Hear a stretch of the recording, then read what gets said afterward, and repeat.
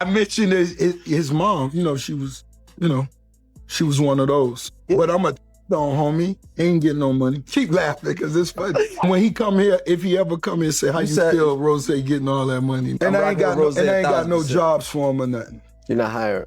No. I don't think you need a job, but I'm sure you do. Is there anything about Ross and his career that you have any respect for? Oh, no, there's nothing there. I never wanted to work with him. See, who is this guy before, you get into a space? Because I believe you. When every day I'm hustling, I'm thinking that's who he is. Then you look in the back and go, wait, he's a cop. You serious? And anything else that comes out is go, okay, I can't even take this serious. I got to go pimp and curl it. I understand from a perspective of someone who's just listening to what it sounds like. Hey, I mean, he's a great rapper. But does it matter that he's a correctional officer? Does that ever matter? Does it matter? Even when artists, look at the irony of the artists that come under. So Meek. Right. Wale. Prison reform. Mm-hmm. And all of the wrongfully convicted and wrongfully treated people in the prison system. I see where you're going. While he's on the whole other side of that. It's something else that's effective and laugh at it so no one else takes it serious, because it's no way. How could you attack that? Two things happened within the same stretch of time that turned the internet against Rick Ross in a way that felt coordinated, even though it wasn't. First, he was on the Joe and Jada podcast and said something he probably should not have said. Then he was spotted waiting at a commercial airport, looking like he was trying not to be seen. And when those two moments collided online, it became something much bigger than either one was on its own. Here is exactly what went down. On the Joe and Jada podcast, Fat Joe was talking about older rappers who had lost momentum. He was speaking generally. He was not pointing at anyone specific. Rick Ross was sitting right there and decided to fill in the blank himself. He said, yeah, like 50 Cent. Fat Joe immediately shut it down. He said that is not who he was talking about, that Ross was creating a problem that was not in the room. Ross kept going anyway. He held up a ring he claimed was worth $1 million and said, just imagine me slapping him with this. Fat Joe told him again he was doing too much. Ross then pivoted to going at Uncle Murder, making jokes about his complexion on what was supposed to be a calm sit-down conversation. The hosts could not contain it. The clips were already being cut before the episode finished uploading.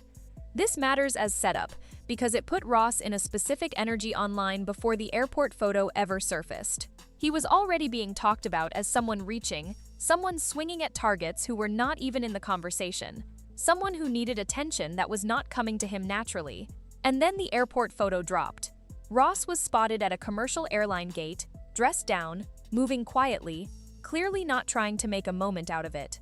For most people, that is just a Tuesday. For Rick Ross, who has spent nearly 2 decades making sure the public image never included anything less than private jets, custom aircraft with gold lettering, a Gulfstream G550 that Duncan Aviation worked on and that Ross publicly praised, it was a different kind of moment. The contrast was immediate, and the internet treated it like breaking news. 50 Cent saw the photo and did what 50 Cent does. He did not wait. He got on Instagram and posted about it with the specific energy of someone who had been waiting for exactly this kind of opening. He connected the airport photo to other things he had already been building a case around, including a yacht video where Ross was filmed with a woman in a green shirt that 50 used to make personal comments about Ross's private life. He pointed to financial documents he claimed told a different story about Ross's actual situation. He kept the pressure continuous instead of letting it be one post and done. Ross responded by explaining the commercial flight was a choice. He said he sent his jet somewhere else and chose to fly commercial to go party with Trick Daddy and Ball Greasy. He said wealthy people make practical decisions and that flying commercial sometimes makes more sense than the optics. From a pure logic standpoint, that is a perfectly reasonable explanation.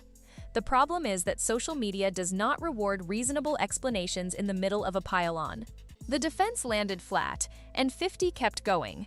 Uncle Murder jumped in right after. He posted a video of himself being driven through an airport, specifically contrasting himself with Ross, making it clear he was not hiding from any cameras. He had already been getting shots in following the podcast clip where Ross made the complexion jokes at his expense, so this was personal on multiple levels. Tony Yayo backed 50 publicly, and then Drake's fanbase entered the conversation because Drake had recently dropped lines on his Iceman project that people were connecting to Ross's image. Whether Drake timed any of it intentionally is impossible to know, but fans acted like he had predicted the whole situation months in advance and flooded the comments with the comparison. Ross eventually fired back harder. He said to 50, "Take it like a player, you had a child from a sex worker." He went at Uncle Murder's appearance directly. The exchange moved far beyond jokes about an airport and became a full public airing of personal grievances that had been building for years. But here is the thing about why the airport photo kept getting brought back up even after the back and forth moved past it. It was not really about the flight, it was about what the flight appeared to represent to people who had already been forming questions about whether Ross's public image matched his actual financial situation. Those questions did not start with this moment. They had been building for years. Back in 2016, reports surfaced that Ross owed the IRS approximately $5.7 million in unpaid taxes connected to 2012 through 2014. The largest portion was tied to 2012. Ross addressed the situation and attributed it to an incorrect filing from that period. Government records confirmed tax liens, and reports indicated he paid over $4.6 million to resolve the bulk of the debt by 2018. That chapter closed, but the headlines did not disappear. Then, years later, the Georgia Department of Revenue filed a tax execution against Ross, connected to an unpaid balance from a prior tax year.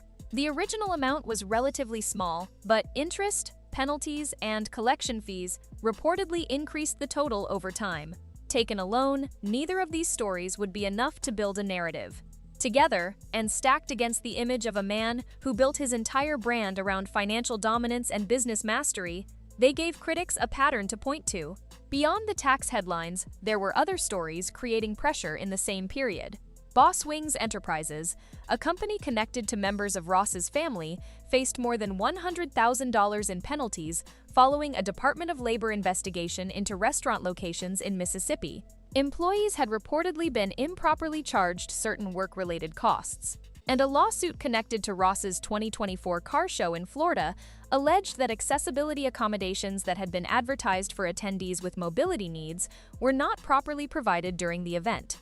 None of these individually are proof that Ross is in financial trouble. His Wingstop franchise operations have been publicly described as generating serious annual revenue. His real estate holdings are documented and significant. His catalog continues to generate income. His brand partnerships keep him commercially active outside of music. The picture is complicated in the way that almost all celebrity wealth is complicated, which is to say the public version of it almost never matches the actual balance sheet in either direction. But here is what 50 Cent understood better than almost anyone watching the situation. The airport photo did not need to prove anything.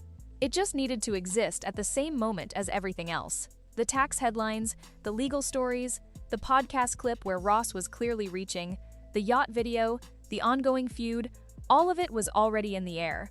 The airport photo just gave everyone a single image to point at and say, "See." And once people had that image, they stopped waiting for the full financial picture and started finishing the story themselves. That is 50 Cent's strategy executed at its highest level. He does not need to prove Ross is broke. He just needs to keep the question alive and let the audience do the rest.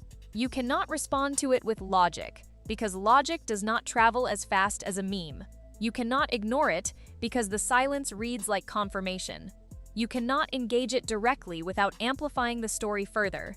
It is a trap that Ross has been inside for years, and this moment was just the latest version of it. What makes this specific chapter different from previous rounds of their beef is the timing. The podcast clip showed Ross inserting himself into a conversation where he was not the target. The airport photo showed an image that directly contradicted the brand he has spent 2 decades building. The personal responses he gave showed he was genuinely bothered in a way that previous rounds of this beef had not quite exposed. And the fact that Uncle Murder, Drake fans, Tony Yayo, and 50 were all pushing in the same direction at the same time meant there was no single front to defend against. Ross is not new to this. He has survived things that would have ended most careers. The corrections officer controversy, multiple health scares, business setbacks, years of 50 Cent trolling. He has come out of all of it still standing and still making music that his core audience responds to. Whatever the actual state of his finances, which nobody outside his accountant genuinely knows, the track record says writing him off is probably a mistake. But the airport photo is not going away. It is already part of the archive of this moment in the beef. And every time something new comes up between these two, someone is going to pull it back out and add it to the timeline. That is what happens when your brand is built entirely on never being caught in a regular moment. One regular moment and the internet treats it like the whole story. Drop a comment. Was the airport photo blown way out of proportion, or did it raise real questions about the image Ross has been selling for 20 years?